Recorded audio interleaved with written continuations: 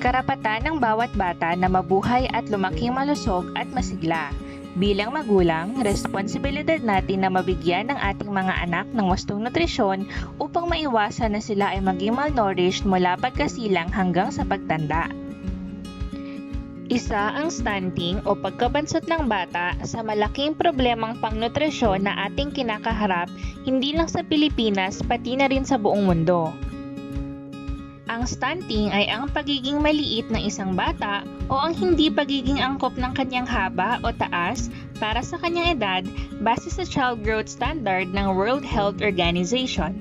Ito ay isang mukha ng malnutrisyon na maaaring mangyari dahil sa kakulangan sa wastong nutrisyon o madalas na pagkakasakit.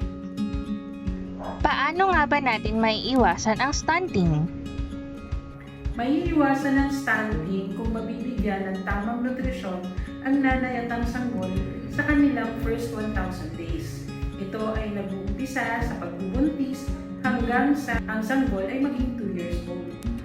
Paano natin mabibigyan ng tamang nutrisyon si baby sa kanyang first 1,000 days? Ating alamin mula kay Mami Joy ang kanilang first 1,000 days journey. Nag-PT po ako nung 2 months na po akong ditinadatnan. Nung nalaman ko po, nakita ko po na resulta ng PT, nagpa-check up na po ako agad sa center. Buwan-buwan po, tapos binibigyan po ako nila doon ng vitamins sa ferrosulfate po. Para po sa maging malusog yung baby pag sinilang. Para din po sa kalusugan ko ng pagbubuntis. Pinakunahan din po ako ng kontra sa tetanus. Pumupunta po ako sa center, tinitimbang po ako nila, kinukuhaan po ng BP. Inaalam ng ating mga BNS at ng mga midwife ang mga phone numbers ng mga buntis. Ito ay para masabi sa kanila kung kailan sila kailangan pumunta ng health center para sa check-up. Binibigyan sila ng mga ferrosulfate, tetanus diphtheria injections, tinitimbang sila, at minomonitor po ang kanilang mga blood pressure. Tinuro niya po sa akin yung tamang pagkain sa tungkol po dun, alinsunod po dun sa Pink Camp Pinoy. Napayuhan po ako kung anong dapat kong kainin. Nagbubuntis po ako. Yung mga masustansyang pagkain po para maging malusog yung baby paglabas po. Bilang barangay nutrition scholar, hinihikayat ko ang mga buntis na magpa-prenatal check-up regular sa health center upang ma-monitor nila ang kanilang pagbubuntis. Nagkakandak din po ako ng counseling sa mga buntis habang naghihintay silang ma-check up ng doktor. Ako po ay nanganak sa Mandaluyong City Medical Center dahil pinayo rin po sa akin yun sa health center dahil doon po mabibigyan po ako ng sapat na pangangalaga at may mga doktor daw po. Nung nanganak po ako, binigay po agad nila sa akin yung baby. Unang yakap po yung ginawa sa baby.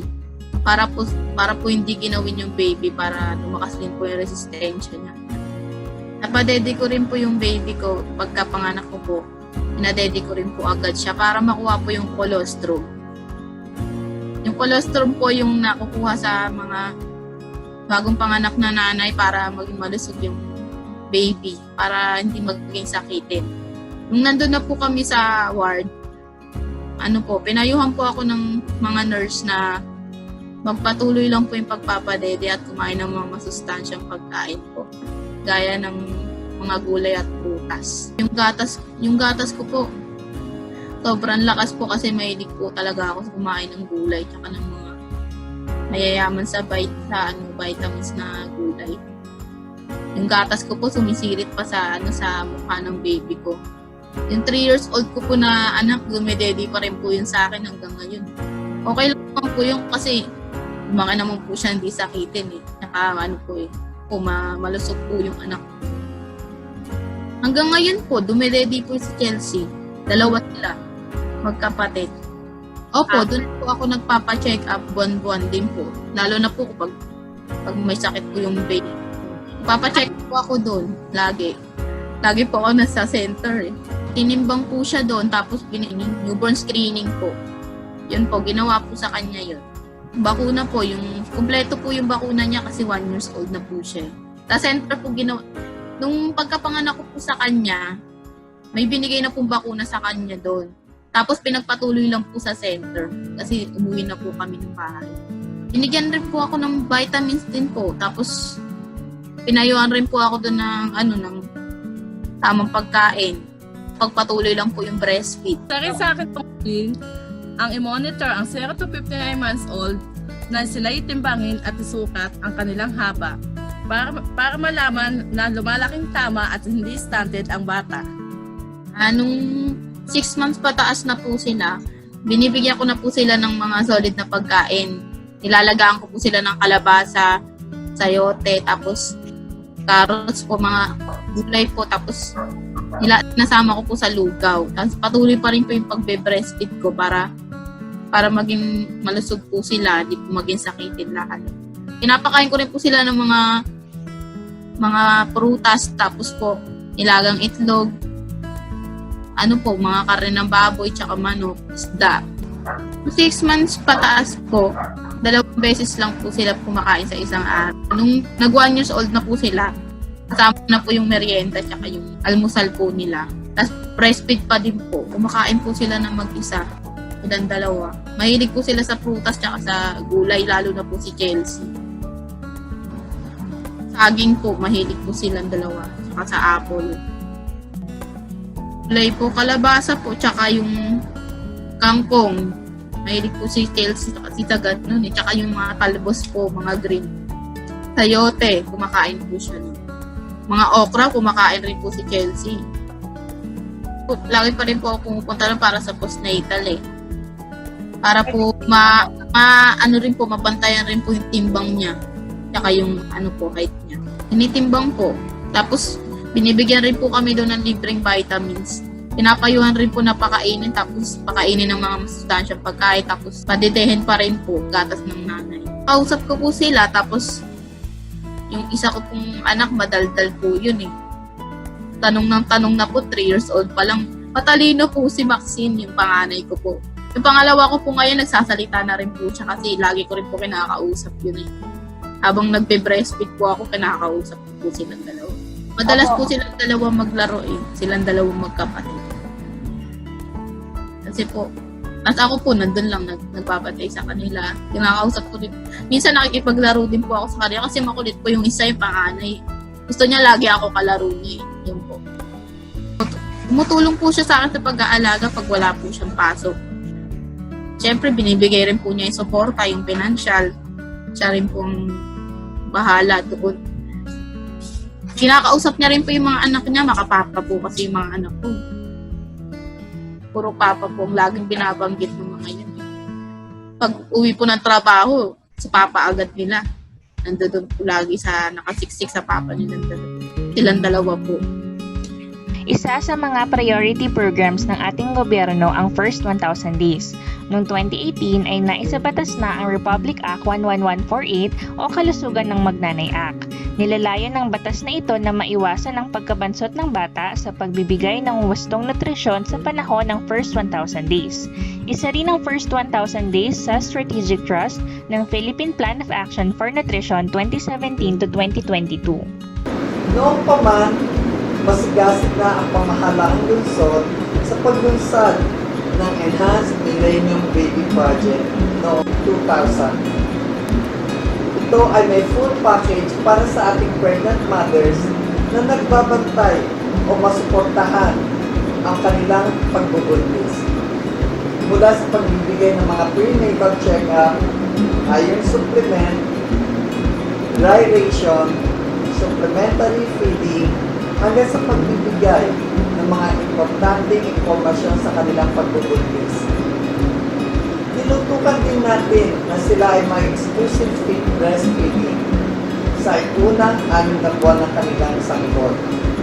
Tuloy ang gagabay sa kanila para sa masustansyang complementary feeding, pati na rin ang mga bagay patungkol sa kalinisan at tamang pangangalaga sa sarili at kay baby. Sinisiguro ko na ang mga programa ng Department of Health at National Nutrition Council tulad ng unang 1,000 araw sa buhay ng bata na nakapaloob sa Republic Act No. 11148 Ang kalusugan at nutrisyon ng Magnanay Act ay naisa sa katuparan ng ating City Nutrition Workforce. Ito ay nakasaad sa aming City Development Plan at may nakalaang pondo o budget. Bilang nutritionist dietitian, nagbibigay ako ng tamang impormasyon tungkol sa kahalaga ng first 1,000 days. Sinisiguro ko na ang mga programa sa lungsod ay nai-implement din sa barangay. Nagsasuggest din ako ng mga aktibidades at proyekto na makatutulong sa barangay gaya ng pag-aalaga sa mga buntis hanggang sila ay manganak at bago mag-2 taon si baby. Lagi ko din nire-remind ang aming barangay na bigyan prioridad ang mga pregnant mothers sa lahat ng health and nutrition services at ibang proyekto sa barangay. Halimbawa, sa National Dietary Supplementation na kung saan dati ay nakapokus lang tayo sa mga malnourished children, ngayon ay nagkaroon na din tayo ng dry rationing para sa mga buntis o yung pagbibigay sa kanila ng food package sa loob ng 6 na buwan para may pandagdag sila sa kanilang kinakain. Habang nagbubuntis pa lang si mami ay naaalagaan na ang kanyang kalusugan at ang healthy na mami ay magsisilang ng healthy na baby. Kaya malaking tulong ito para mabawasan ang malnutrition sa barangay.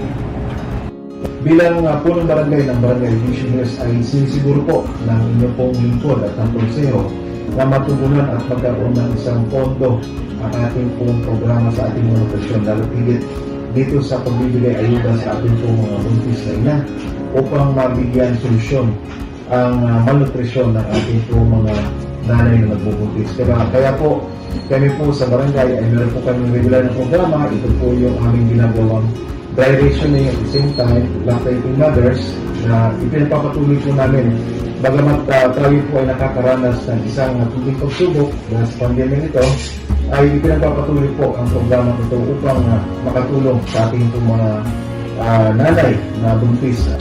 Bilang binaw ng barangay Addition Hills, Mandaluyong City, natulong ako ng aming barangay captain, Carlito Tisernan, upang masiguro na isasagawa at naiaayos ang aming mga programa sa nutrition para sa mga buntis. Upang masubaybayan ang kanilang 1,000 days journey, nagkaroon kami ng monthly dry rationing at sa tulong ng aming mga barangay nutrition scholars na patuloy na nagbibigay ng kalawang pang-nutrition para sa mga nanay upang masiguro na ang kanilang batang isisilang ay may maayos na nutrisyon. Para iwas stunting, kailangan na mababot ang haba ng bata sa 80 cm pagdating ng 2 years old. Dapat ay wastong nutrisyon sa first 1,000 days.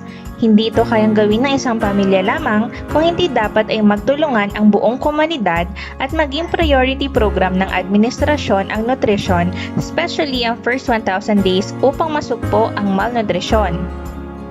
Sa mga kapwa ko po nanay, ang may papayo ko po, bigay po natin ang tamang nutrisyon sa ating mga anak sa first 1,000 days nila para lumaking malusog at matalino at hindi sakitin ang ating mga anak.